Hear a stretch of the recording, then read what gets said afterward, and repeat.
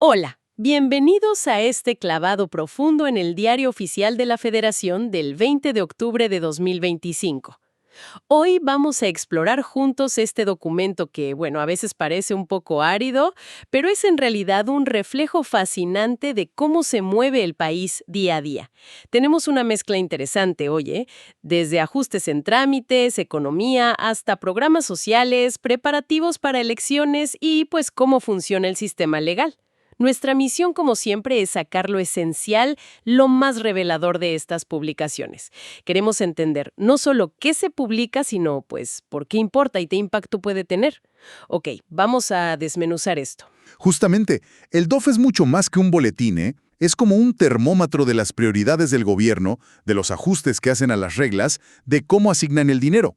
Hoy vamos a ver ejemplos muy claros de cómo el gobierno intenta, por un lado, hacer más ágil la maquinaria administrativa Ajá. y, por otro, implementar políticas públicas en áreas clave. Pienso en salud, desarrollo urbano. La complejidad está en los detalles, claro, pero también en cómo se conectan todas estas piezas, ¿no? Perfecto. Empecemos por algo que seguro le interesa a ciudadanos y empresas, la simplificación de trámites. La Secretaría de Gobernación publica un acuerdo sobre la Dirección General de Juegos y Sorteos. Esto suena a menos burocracia. Pues ese es el objetivo que declaran. El acuerdo busca, mira, reducir los tiempos de respuesta. También consolidar trámites que antes eran similares, como para juntarlos. ¿Ok? Y establecer un formato único para varias solicitudes. Se detallan los papeles que piden, que van desde la constancia fiscal, pruebas de propiedad del inmueble, Lo usual. exacto, actas constitutivas, poderes notariales, permisos municipales. Todo esto, pues, se enmarca en la Ley Nacional para eliminar trámites burocráticos. Ahora, el reto siempre está en la implementación, ¿no?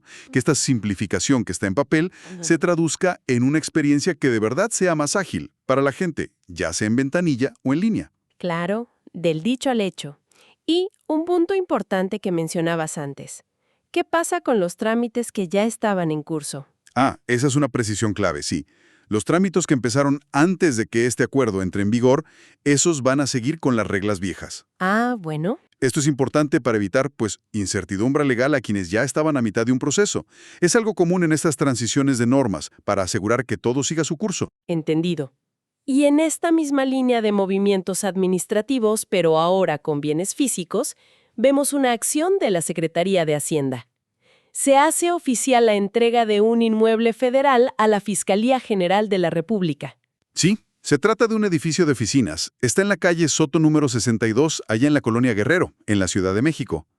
El proceso técnico se llama desincorporación del régimen de dominio público de la Federación.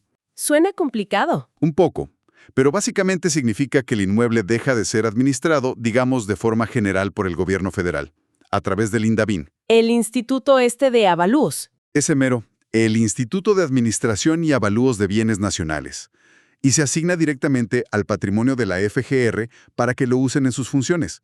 Esto nos muestra cómo se manejan y se reasignan los activos físicos del Estado entre sus diferentes partes, pues buscando optimizar su uso según lo que necesite cada institución. Es un ajuste constante, ¿sabes? Tiene sentido, sí. Ahora, demos un giro hacia la economía. Hay una noticia relevante para el sector azucarero. La Secretaría de Economía modifica la cuota máxima de exportación de azúcar a Estados Unidos para el ciclo 25-26. ¿Qué implica este ajuste? Pues mira, el nuevo límite se fija en 199.251.799 toneladas métricas valor crudo. Valor crudo es simplemente la medida estándar internacional para el azúcar antes de refinarla. Ajá. La publicación detalla cómo hicieron el cálculo. Consideran la oferta total de azúcar que esperan en México, la demanda interna que proyectan y los inventarios que quieren tener al final. Y este número no es cualquier cosa, ¿eh?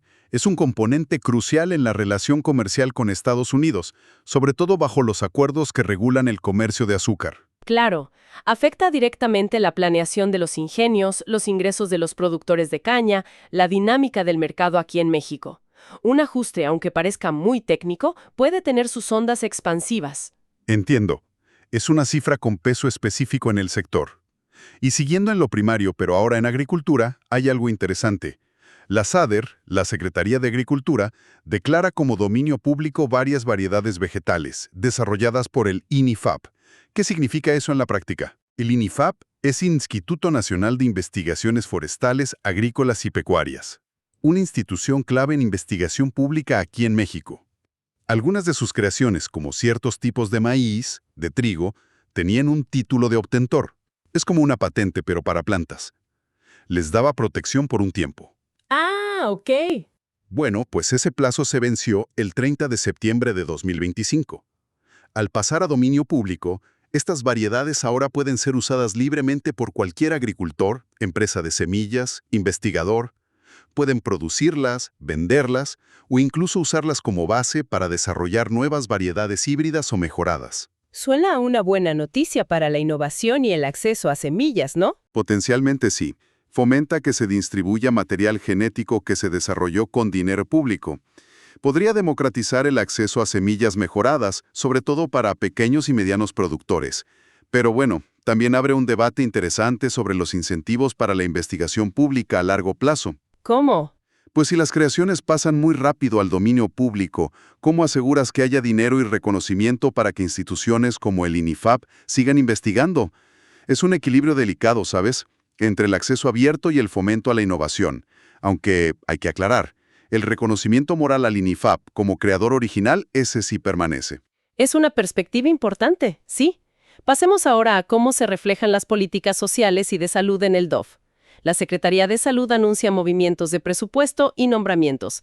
¿Qué destaca aquí? Se publican acuerdos que modifican el presupuesto de la Secretaría. O sea, reasignan fondos entre diferentes programas y partidas de gasto. Llama la atención, y es bueno, la transparencia al detallar a dónde va parte del dinero.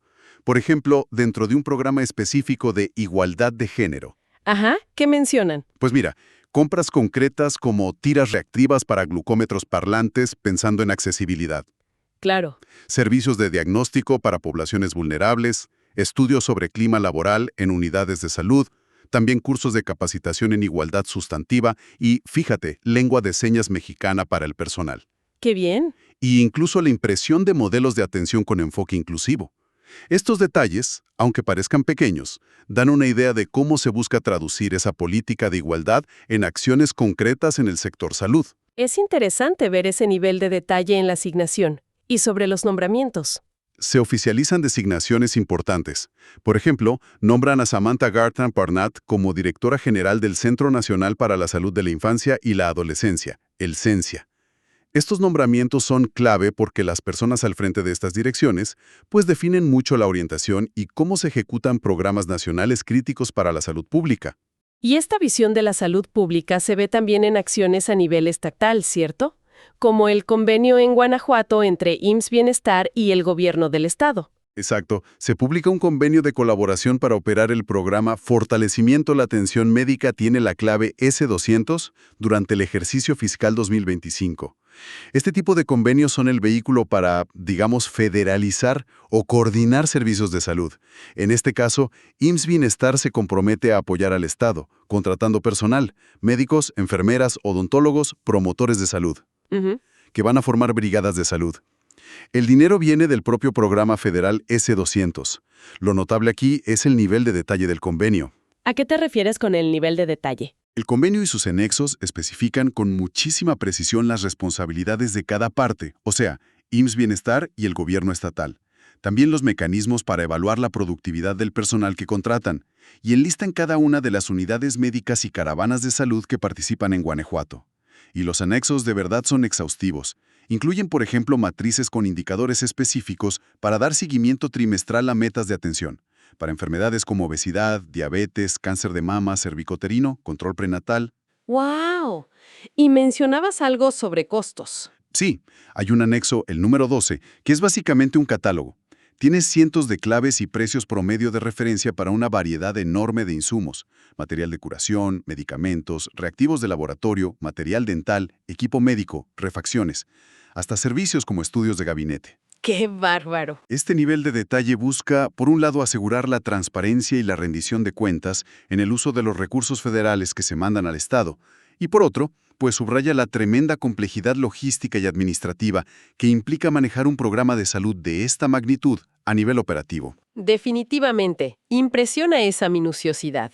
Y en una línea similar de colaboración federal-estatal, pero enfocada en el entorno físico, la SEDATU firma convenios con Baja California y Baja California Sur. Así es, se trata de convenios marco para implementar el Programa de Mejoramiento Urbano, el PMU. Estos convenios establecen, digamos, las bases generales de colaboración entre SEDATU y los gobiernos estatales. El objetivo del PMU es mejorar las condiciones de habitabilidad en zonas urbanas y rurales, buscando reducir las desigualdades territoriales. Pone un énfasis particular en mejorar viviendas e infraestructura pública en zonas con alta marginación. E incorpora perspectivas de género y pertinencia cultural, lo cual es importante en estados con diversidad étnica. ¿Y cómo se traduce esto en acciones concretas? Bueno, estos convenios marcos son el primer paso. Definen los objetivos generales, a quien van dirigidos prioritariamente. Mencionan explícitamente a pueblos indígenas y afromexicanos, y los lineamientos, basados en la Ley General de Asentamientos Humanos. Ya los proyectos específicos, qué calles se van a pavimentar, qué parques se rehabilitarán, qué tipo de apoyos a la vivienda se darán, y los montos exactos de los subsidios federales, eso se detallará después, en convenios específicos que saldrán de estos acuerdos marco. Es un proceso de planeación y ejecución por etapas, digamos. Ya cubrimos administración, economía, salud y desarrollo urbano. Cambiemos ahora el enfoque hacia la arena política, los preparativos electorales. El INE ya está calentando motores para las elecciones locales de 2025-2026. Así es, el proceso electoral es continuo, incluso en años que no son federales. El DOF de hoy incluye acuerdos importantes del Consejo General del INE. Uno de ellos es crucial para la comunicación política. Distribuye el tiempo del Estado en radio y televisión para el año 2025. Ah, claro. Este tiempo se reparte entre las autoridades electorales locales, los institutos y tribunales electorales de los estados y el propio INE. El acuerdo menciona solicitudes específicas de tiempo de estados como Jalisco, Morelos, Nayarit, San Luis Potosí, Sinaloa y Zacatecas, e incluso de fiscalías especializadas en delitos electorales de esos estados. Esto asegura que tengan espacios para difundir mensajes institucionales y de educación cívica durante el periodo ordinario. Es la base para la comunicación oficial electoral. ¿Qué más se establece para la coordinación de las próximas elecciones locales? Se publica otro acuerdo fundamental. Este define el marco general de coordinación entre el INE y los organismos públicos locales electorales, los OPLES. Los de cada estado. Exacto, las autoridades electorales estatales, para los procesos electorales locales del ciclo 2025-2026. Este acuerdo es como la hoja de ruta de la colaboración. Abarca prácticamente todas las etapas del proceso, desde la planeación conjunta, la elaboración del padrón y la lista nominal. Todo. Sí, hasta la ubicación e integración de las mesas directivas de casilla, la capacitación, que es crucial, de los supervisores electorales, C, y los capacitadores asistentes electorales, CAE, los mecanismos para recoger los paquetes electorales, la implementación del PREP. Los resultados preliminares. Ajá, el programa de resultados electorales preliminares y los cómputos finales. O sea, establece las reglas del juego para que INE y los OPLs trabajen juntos de manera estándar en todo el país. ¿Algún detalle interesante en esas reglas? Hay varios puntos técnicos, pero significativos. Por ejemplo, al definir cómo serán los materiales didácticos para capacitar a los funcionarios de casilla, los C y CAE, se exige que las guías no solo sean impresas, sino que también se produzcan en formato de audiolibro. Mira, qué bien por la accesibilidad. Sí, es un avance importante para personas con discapacidad visual. Otro detalle operativo, para hacer el sorteo del mes base que se usa para seleccionar a los ciudadanos que serán funcionarios de casilla. Se ordena explícitamente excluir los meses de febrero por el Día de la Constitución y mayo por el Día del Trabajo y otras fiestas. Son ajustes finos para asegurar que el proceso sea eficiente. Detalles que muestran la complejidad de organizar una elección. Muy bien. Ahora, entremos a una sección que siempre está en el DOF y que a veces parece un misterio. Los edictos. Aquí es donde se pone realmente interesante para los curiosos del derecho. ¿Qué son exactamente y por qué ocupan tanto espacio? Los edictos son una herramienta fundamental del sistema de justicia, aunque a veces parezcan, arcanos. Son avisos judiciales formales. Su propósito principal es hacer notificaciones o emplazamientos. O sea, llamar a juicio a alguien. Exacto, darle un plazo para responder. Esto se hace cuando no es posible localizar físicamente a una de las partes en un proceso legal. Puede ser el demandado principal o algún tercero que tenga interés en el caso. La ley exige que, como último recurso para garantizar el derecho de audiencia, estas notificaciones se hagan públicas. Entonces, el DOF funciona como un gigantesco tablero de avisos legal, asegurando que al menos formalmente se intentó contactar a la persona. Precisamente, es un requisito para que el juicio pueda seguir adelante válidamente. La publicación se suele hacer por 3 veces consecutivas en el DOF y en un periódico de alta circulación en la localidad donde se lleva el juicio. Hoy, como es habitual, vemos una variedad de edictos, relacionados con juicios de amparo en Tlaxcala, en Sonora, un amparo directo laboral, varios de la Ciudad de México, Ajá. incluyendo uno de un juzgado de distrito en materia penal que busca emplazar a 3 terceros interesados en un amparo, y hasta uno en Veracruz, ligado a un juicio ejecutivo mercantil de 1985. Muestran la diversidad de asuntos legales que se ventilan. ¿Hay algún caso hoy que destaque por los detalles que revela el edicto? Sí, hay uno bastante ilustrativo. Viene de un juzgado civil y mercantil de oralidad en Aguascalientes. Emplazan a una empresa desarrolladora inmobiliaria llamada Grupo San Miguel Calidad y Plusvalía SADCB en un juicio oral mercantil. Ok.